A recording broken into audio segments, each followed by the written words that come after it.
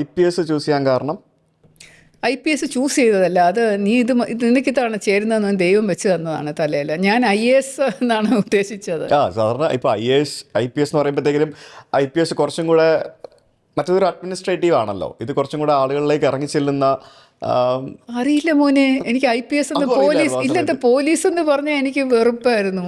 എനിക്ക് പേടിയായിരുന്നു പോലീസ് എന്ന് പറഞ്ഞാൽ. കാരണം നമ്മൾ സാധാരണ ഒരു കുട്ടി, ആ സമയത്തെ ഒരു സാധാരണ കുട്ടി 20-26 വയസ്സാകുമ്പോൾ ഒരു പോലീസ് ആവണമെന്ന് ആരെങ്കിലും ആഗ്രഹിക്കുമോ?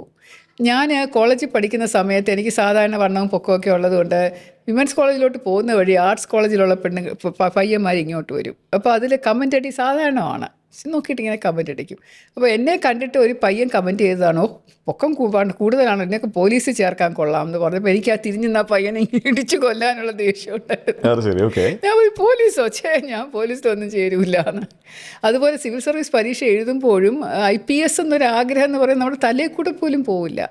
ഞാൻ കരഞ്ഞതാണ് ശരിക്കും. എനിക്ക് IAS 7 മാർക്കിന് IAS നഷ്ടപ്പെട്ടു എന്ന് പറഞ്ഞപ്പോൾ ഞാൻ കരഞ്ഞു, പൊട്ടിക്കരഞ്ഞു പോയി. ഞാൻ പറഞ്ഞു എനിക്ക് ഇനിയും ഒന്നും കൂടെ ഒന്ന് പരീക്ഷ എഴുതി. അന്നത്തെ സമയത്ത് 26 വയസ്സ് വരെ ആയിരുന്നു എഴുതാൻ പറ്റുന്നത്. അപ്പോൾ എൻ്റെ ലാസ്റ്റ് ചാൻസ് ആയിരുന്നു. 25 കഴിഞ്ഞ അടുത്ത ടേമിൽ എനിക്ക് എഴുതാൻ പറ്റില്ല. അപ്പോൾ ഞാൻ പറഞ്ഞു എനിക്ക് IAS ഇനി കിട്ടാൻ പോണില്ല, ഇനി ഞാൻ എന്ത് ചെയ്യും എന്ന് പറഞ്ഞ് കരഞ്ഞ ഞാനാണ്. അപ്പോൾ അമ്മയാണ് എൻ്റെ അടുത്ത് പറഞ്ഞത്, സാരമില്ല IPS തന്നെ എടുത്തോ, നല്ലതാ, ചേരും എന്ന് പറഞ്ഞ അമ്മയുടെ ഒരു പ്രചോദനത്തിലാണ് ഞാൻ എടുത്തത്. പിന്നെ അമ്മ പറഞ്ഞ ഒരു വാക്കുണ്ട്, അതായത് നിനക്ക് IPS ഇഷ്ടമില്ലായിരിക്കും, പക്ഷേ എനിക്ക് പറയാമല്ലോ കേരളത്തിലെ ആദ്യത്തെ വനിതാ IPSന്റെ അമ്മയാണ് ഞാനെന്ന് പറയാം. അന്ന് വാർത്തകളൊക്കെ വന്നിരുന്നോ? ഇഷ്ടം പോലെ. ഏത് വർഷമായിരുന്നു? 87. ഞാൻ ജനിച്ചിട്ടില്ല. ഞാൻ 88 ജനിക്കുന്നത്. ഇന്ന് എൻ്റെ ബർത്ത്ഡേ കേട്ടോ. Thank you so much. Okay, അപ്പോൾ അങ്ങനെ 87 ആദ്യമായിട്ട് IPS ട്രെയിനിങ്ങിന് പോകുന്നു. അങ്ങനെ ട്രെയിനിങ് എല്ലാം കഴിഞ്ഞ് വന്നിട്ട് ഫസ്റ്റ് ആ ഒരു പോസ്റ്റിംഗ് എവിടെയായിരുന്നു, ആദ്യത്തെ പോസ്റ്റിംഗ്? ഞാൻ 2 വർഷത്തെ ട്രെയിനിങ്ങാണ് നാഷണൽ പോലീസ് അക്കാഡമിയിൽ. അതിന് മുമ്പ് ഒരു 4 മാസത്തെ ട്രെയിനിങ് ലാൽ ബഹദൂർ ശാസ്ത്രി അക്കാഡമിയിൽ. ഇടയ്ക്കൂടെ നമുക്കൊരു സാൻഡ്വിച്ച് കോഴ്സ് എന്ന് പറഞ്ഞ് നമ്മുടെ സംസ്ഥാനം ഏത് കാഡറാണോ കിട്ടുന്നത് ആ കാഡറിലേക്ക് വരാം. അപ്പോൾ എനിക്ക് കേരള കാഡർ, ഹോം കാഡർ കിട്ടിയതുകൊണ്ട് റാങ്കിൽ മുകളിലായിരുന്നുകൊണ്ട് ഞാൻ ഹോം കാഡർ വന്നപ്പോൾ ASP അണ്ടർ ട്രെയിനിങ് ആയിട്ട് എന്നെ പോസ്റ്റ് ചെയ്തത് കോട്ടയം ജില്ലയിലായിരുന്നു. അപ്പോൾ കോട്ടയം ജില്ലയിൽ നമ്മൾ പോലീസ് സ്റ്റേഷൻ തൊട്ട് തുടങ്ങണം.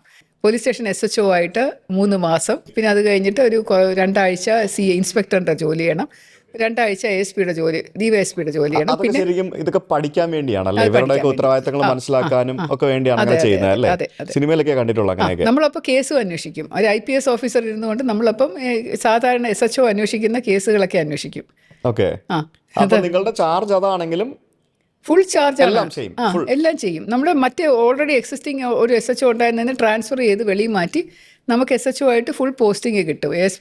IPS ഓഫീസർ ആണെങ്കിലും നമ്മൾ SHOൻ്റെ ജോലി 3 മാസം ചെയ്യണം. അപ്പോൾ അതിനകത്ത് എല്ലാം ഉൾപ്പെടും. ട്രാഫിക് ഡ്യൂട്ടി ഉണ്ട്, route march, peace petition enquiry, കോടതി ഡ്യൂട്ടി, അങ്ങനെ എല്ലാ ഡ്യൂട്ടിയും ഉണ്ട്. ഈ പോലീസ് ആകാൻ ഇഷ്ടമല്ലാതിരുന്ന താങ്കൾ ആദ്യമായിട്ട് യൂണിഫോം അണിഞ്ഞപ്പോൾ എങ്ങനെയായിരുന്നു ഒരു ഫീല്? സത്യം പറയട്ടെ, അവിടെ നാഷണൽ പോലീസ് അക്കാഡമിയിൽ ഞാനൊരു വൻ പരാജയമായിരുന്നു ട്രെയിനിങ്ങിൽ. കാരണം സ്കൂളിലോ കോളേജിലോ ഒരു ഒറ്റ ഫിസിക്കൽ ആക്ടിവിറ്റിയും ഞാൻ ചെയ്തിട്ടില്ല. ഓട്ടമോ ചാട്ടമോ അതുപോലെ ഗെയിംസോ ഒന്നും കളിക്കാത്ത ഒരാളാണ് ഞാൻ. അപ്പോൾ എനിക്ക് മത്സരങ്ങളെന്ന് പറഞ്ഞ് സ്കൂളിലൊക്കെ ഓട്ടത്തിനും ചാട്ടത്തിനും വിട്ടാൽ പോലും ഞാൻ മാറി നിൽക്കുകയുള്ളൂ, കാരണം എനിക്കത് ഇഷ്ടമില്ല.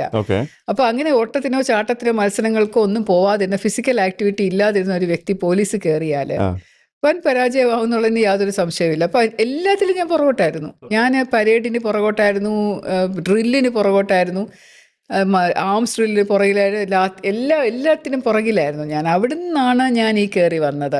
കുതിര എന്ന് പറഞ്ഞാൽ എനിക്ക് മൃഗങ്ങളെ ഇഷ്ടമുള്ളത് കൊണ്ട് കുതിര ഓട്ടം എനിക്ക് കുതിര ഓടിക്കാനായിട്ട് എനിക്ക് കുഴപ്പമില്ലായിരുന്നു. പക്ഷേ എല്ലാം എനിക്ക് സ്വിമ്മിങ് അറിയില്ലായിരുന്നു, അതും എല്ലാം പഠിച്ചെടുത്തു. എന്നിട്ട് അവസാനം ഓരോന്നോരോന്നായിട്ട് എനിക്ക് ഫിസിക്കൽ ഒരു പരീക്ഷയിൽ പോലും ഞാൻ തോറ്റിട്ടില്ല.